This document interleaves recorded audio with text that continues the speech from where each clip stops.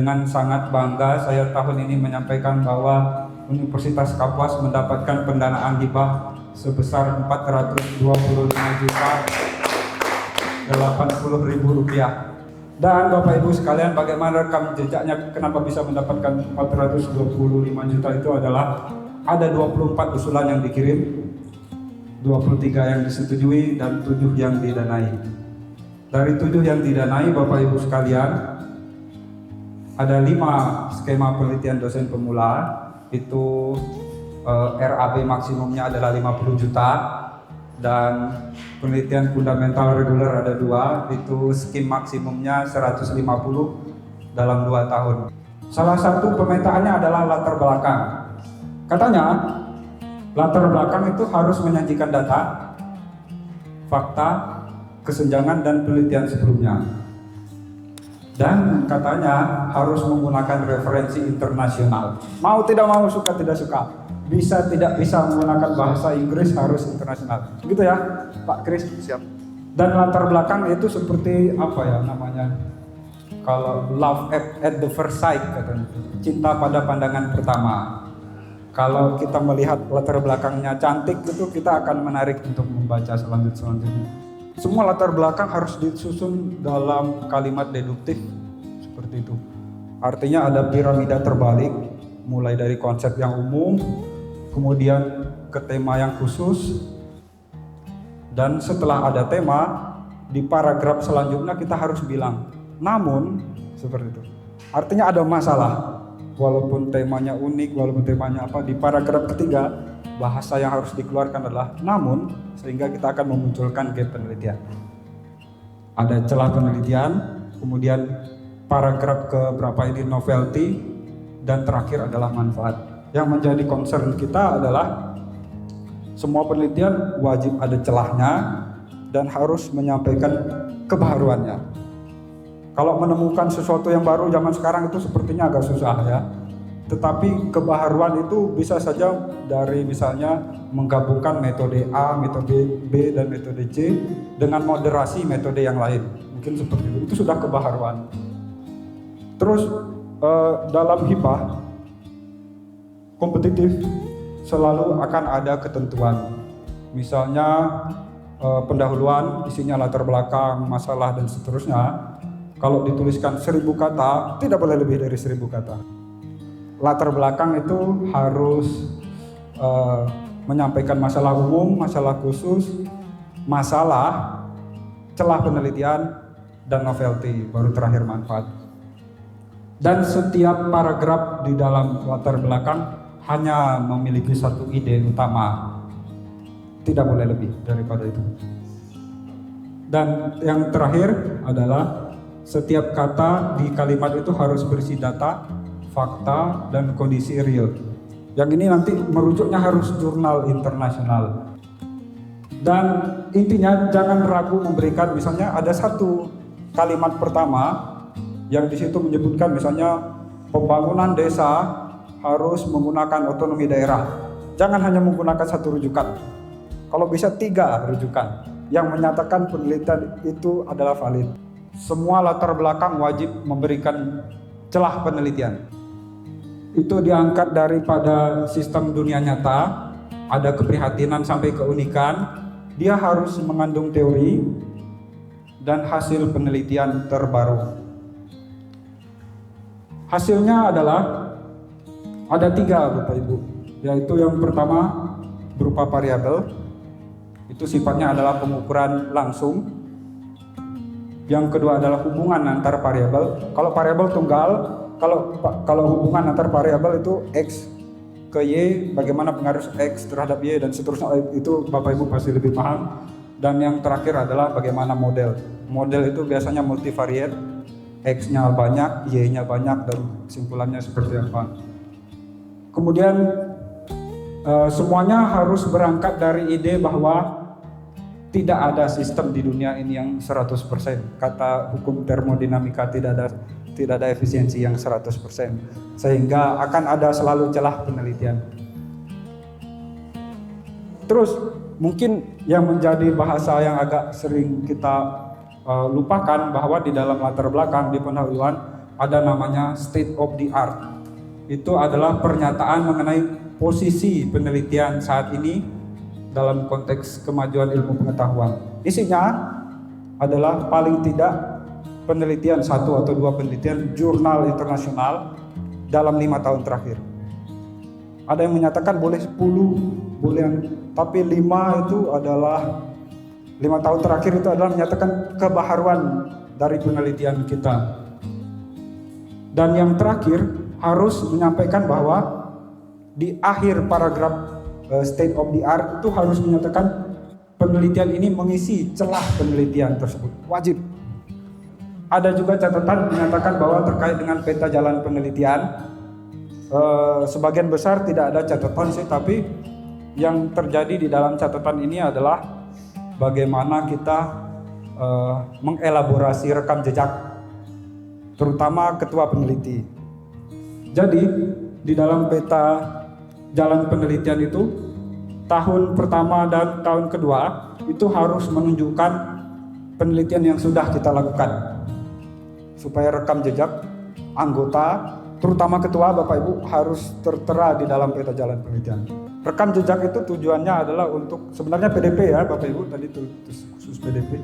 PDP itu adalah tujuannya untuk menciptakan keahlian. Sehingga misalnya keahliannya pada saat magister adalah pengembangan media ajar. Setelah menjadi dosen, beliau itu harus mengerjakan media ajar. Sehingga seterusnya dia expert pada media ajar.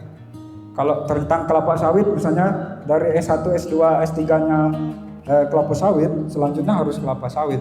Itu fungsi apa, maksud dan tujuan rekam jejak Bapak Ibu. Kalau tidak ada macam mana? Rekrut Bapak Ibu yang pernah melakukan penelitian itu. Misalnya saya tidak ada rekam jejak di bidang media ajar, saya ajak Pak Alek yang sudah punya publikasi media ajar, supaya di roadmap ini ada rujukan kita bahwa saya sudah melakukan itu. Bukan saya saja ya, tapi tim itu sudah melakukan.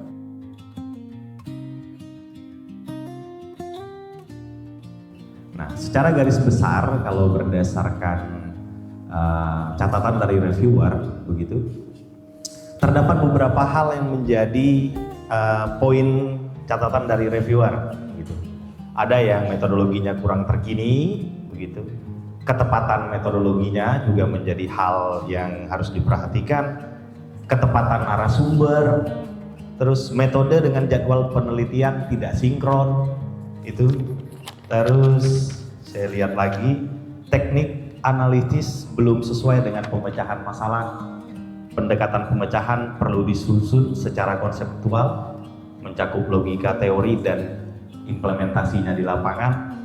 Terus belum memasukkan indikator capaian yang ditargetkan. Terus yang terakhir terkait kejelasan desain metode. Saya akan berangkat dari ketentuan umum BIMA dulu. Ini kalau Bapak Ibu semua buka template BIMA itu pasti ada instruksi atau petunjuk seperti ini. Diagram alir penelitian yang menggambarkan apa yang sudah dilaksanakan dan yang akan dikerjakan selama waktu yang diusulkan. Nah, ini berkaitan dengan roadmap itu juga. Begitu. Jadi kita harus punya diagram alir di dalam penelitian itu. Terus metode penelitian harus memuat sekurang-kurangnya proses, luaran, indikator capaian yang ditargetkan, serta anggota tim atau mitra yang bertanggung jawab pada setiap tahapan penelitian. Terus yang terakhir, metode penelitian harus sejalan dengan rencana anggaran biaya atau RAB. Nah, nanti keterkaitannya dengan apa yang akan di-sharingkan oleh Pak Mangardi. Kita mulai dari tepat dulu. Apa sih maksudnya tepat? Begitu. Instrumen atau metode penelitian dirancang secara spesifik dan akurat. Nah, ini terkait biar tidak bias Bapak Ibu, biar tidak ambigu. Begitu. Ini terkait uji validitas untuk memastikan kesesuaian antara data empiris dan teori. Kita harus lihat keperluan di dalam penelitian kita, makanya harus tepat. Kalau kita memang perlu pakai kualitatif, ya silakan pakai tapi diselesaikan. Kualitatifnya sampai selesai. Kuantitatifnya juga harus sampai selesai. Terus penentuan responden dan narasumber. Kita punya latar belakang yang cantik, kita punya latar belakang yang kuat, tapi di saat masuk ke penentuan-penentuan di dalam metodologi, ternyata kebingungan. Nanti narasumbernya mau siapa ya? Dituliskan dengan jelas, gitu kalau tips dari saya. Jadi harus dituliskan dengan jelas, kriterianya seperti apa. Kalau misalnya instrumennya mau divalidator, validatornya harus siapa, begitu. Nah, teknik pengumpulan datanya juga penting. Mungkin Bapak Ibu semua sudah sangat-sangat paham lah, kita sudah sering sekali untuk penelitian dan segala macam. Nah, harus runut dari awal sampai habis. Terutama si instrumen penelitian, karena terbiasa kadang-kadang instrumen ini kan kalau kita susun sendiri idealnya harus divalidasi. Harus ada validatornya. Dijelaskan kriteria validatornya, hasil validasinya seperti apa. Penelitian sosial pun sepertinya kalau menyusun angket sendiri, angketnya harus divalidasi oleh validator. Disitulah kuantitatifnya bermain. Kita bisa pakai Eigen V untuk validitas, kita bisa pakai ICC untuk reliabilitas. Kenapa ini penting? Nanti akan saya tunjukkan di akhir. Terus yang terakhir adalah teknik analisis data, disesuaikan dengan keperluan penelitian. Kalau kuantitatif, pakailah teknik analisis data kuantitatif agar tepat. Kalau kuali, ada teknik analisis data yang kualitatif. Gitu. Kita ambil teori-teori yang sedang biasa digunakan, atau kalau dapat teori terbaru jauh lebih oke. Gitu. Ini terkait tepat. Terukur di sini penggunaan indikator kuantitatif dan kualitatif yang jelas. Tadi Pak Hendra ada menyinggung sedikit terkait variabel. Karena kalau saya sependek pengetahuan saya itu, kalau kuantitatif kita sebut variabel, kalau kualitatif bisa kita sebut aspek dan segala macam. Tapi di dalamnya pasti ada unsur-unsur. Kita mau bikin angket pun kan ada unsur-unsur di dalamnya, ada indikator, nanti dipecah ke dalam pernyataan. Instrumen itu yang harus divalidasi, begitu. Kalau sudah divalidasi, berarti layaklah untuk digunakan. Saya rasa itu kan fundamental sekali, tapi kadang-kadang kita remeh terhadap hal itu. Itu maksudnya. Jadi, baik secara konstruk maupun empiris. Konstruk itu terkait penyusunannya, divalidasi ahli itu kan berarti konstruk. Empiris berarti secara uji coba, angket itu dicobakan ke lapangan, dilihat validitas dan reliabilitas empirisnya. Karena ini penting Bapak Ibu, keabsahan data atau kelayakan data. Karena kalau saya lihat kualitatif itu biasanya tidak merujuk kepada keabsahan data, tapi itu sebenarnya ada. Jadi keabsahan data kualitatif itu juga penting untuk menunjukkan bahwa data yang kita dapatkan itu layak untuk dianalisis lebih lanjut. Dan itu harus kita sampaikan di badan proposal, begitu dia. Bahkan yang kuantitatif, ada yang namanya uji normalitas, asumsi klasik, dan segala macam. Ada ethical clearance for research. Apa maksudnya? Secara etika, penelitian ini clear nih. Ada lembaga-lembaga yang bisa mengeluarkan si ethical clearance for research ini. Untuk menunjukkan kalau penelitian ini dilakukan, ini tidak akan melanggar etika.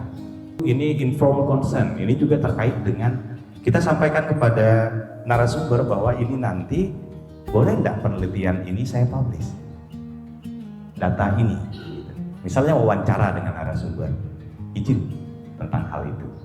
Karena kalau tidak begitu seakan-akan mungkin ada hal-hal yang sebenarnya itu sensitif, apalagi kalau kita meneliti tentang budaya, kearifan lokal, kan begitu.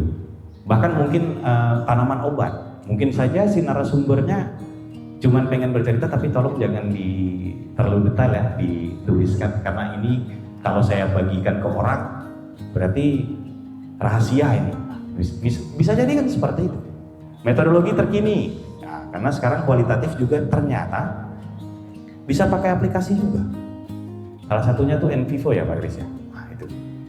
Jadi bukan hanya kuantitatif saja yang kita misalnya dulu SPSS, terus sekarang mungkin ada eViews, terus CPLS kayak yang biasa dilakukan Pak Hendra, atau berbagai macam. Makanya saya bilang mungkin detail di dalam penelitian metodologinya secara bidang keilmuan mungkin kita bisa berbeda-beda apa yang digunakan.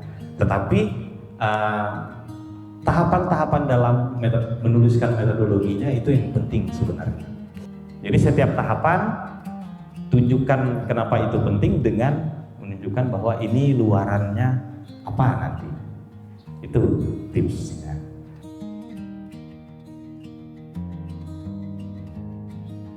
Prinsip dasar penyusunan RAB.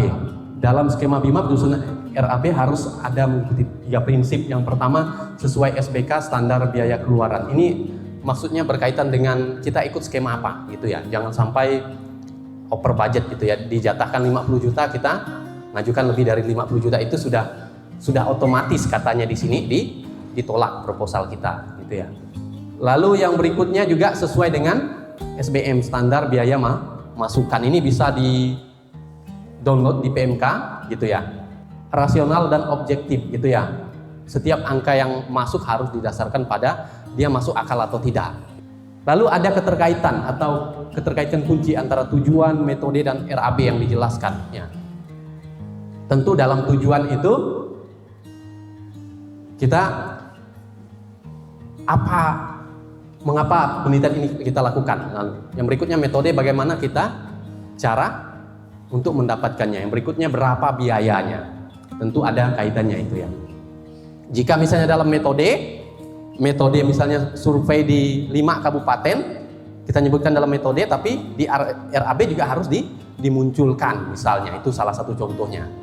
Ada yang pertama biasanya bahan, ada bahan habis pakai, ATK, lalu bahan kimia. Ini kalau yang termasuk bahan habis pakai gitu ya, sampel. Contohnya ada kertas, pelarut, kuesioner, cetak kuesioner dan lain sebagainya. Lalu ada yang berikutnya, kategori yang berikutnya ada pengumpulan data ya. Terkait pengumpulan data ini yang keluar biasanya honor itu ya. Tapi di sini sekali lagi bukan honor peneliti utama. Tidak boleh peneliti ketua dan kedua anggota itu tidak boleh ada honornya ya. Di situ yang perlu kita tekankan. Honor pembantu lapangan boleh, honor penduduk setempat untuk mengambil sampel dan lain sebagainya boleh. Tapi kalau peneliti tidak boleh ditulis honor ya. Lalu transportasi lokal, konsumsi rapat, contoh misalnya honor enumerator atau biaya orang lapangan, biaya transportasi ke desa untuk ambil sampel misalnya, itu bisa. Lalu ada sewa peralatan, ini alat yang digunakan, uji laboratorium atau jasa pengolahan data, biasanya ada dibuat juga konsultasi terkait data. Ada pelaporan dan luaran. Pelaporan ini di situ ada biaya publikasi, pendaftaran misalnya karya ilmiah dan lain sebagainya. Lalu juga di situ ada biaya processing artikel gitu ya. Artikel processing charge gitu ya, biaya. RAB yang baik bukan hanya memenuhi syarat administrasi, tetapi juga meyakinkan reviewer bahwa Anda memahami penelitian Anda secara menyeluruh.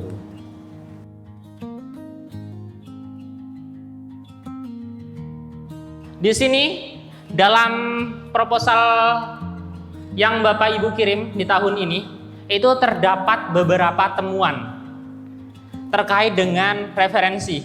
Yang pertama itu kesesuaian sitasi ketua peneliti, yang kedua jejak publikasi ketua dan anggota, yang ketiga itu pustaka tidak relevan, selanjutnya adalah pustaka primer internasional itu masih sedikit, yang terakhir adalah yang paling fatal, tidak menggunakan format yang sesuai dengan kebutuhan dari proposal tersebut, yaitu menggunakan Vancouver atau IEEE. Yang pertama, topik proposal harus sesuai dengan rekam jejak publikasi. Kalau Bapak Ibu tidak memiliki rekam jejak terkait dengan penelitian A semuanya, Bapak Ibu boleh mencari anggota yang pernah melakukan penelitian A, sehingga anggota tersebut dimasukkan dalam referensi, penelitiannya dimasukkan dalam referensi untuk menambah poin ini.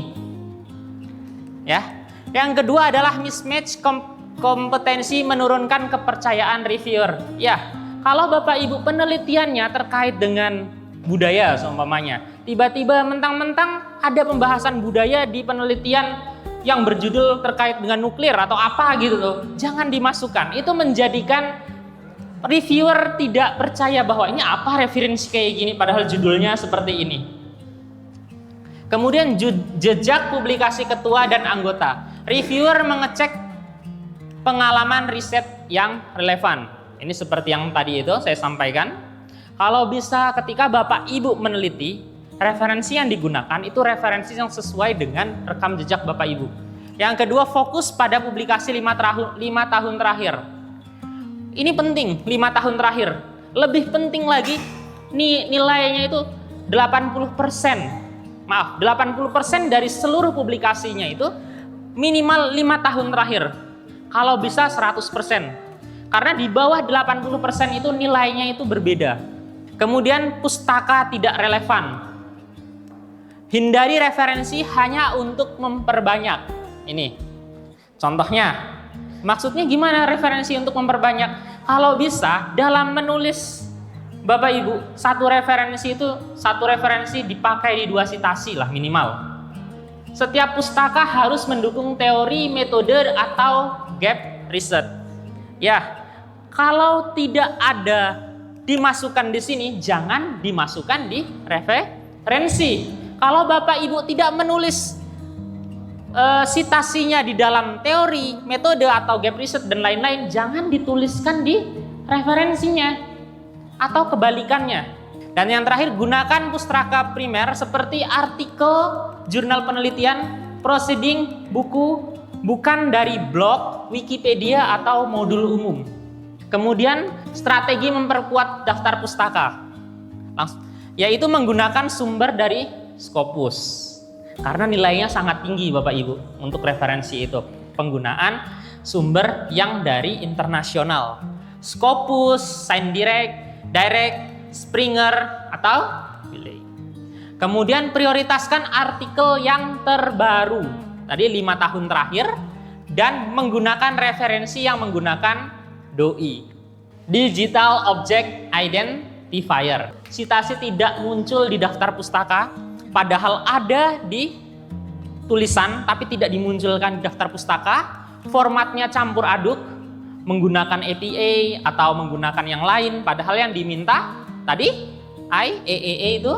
Kemudian penulisan nama tidak konsisten, bisa menggunakan singkatan, terus yang lainnya singkatan gitu. Kemudian DOI-nya hilang. Kalau seumpamanya semuanya pakai DOI, lebih baik semuanya pakai DOI. Dan kalau bisa cari yang ada DOI-nya. Yang pertama itu nomor citasi tidak urut kesalahannya. Format campur dengan APA. Volume dan isu hilang. DOI tidak dicantumkan. Seperti itu. Ini adalah kesalahan umum ketika penggunaan Vancouver. Solusinya yaitu menggunakan aplikasi Bapak Ibu yang disebut dengan bisa menggunakan Mendeley, Zotero, atau EndNote.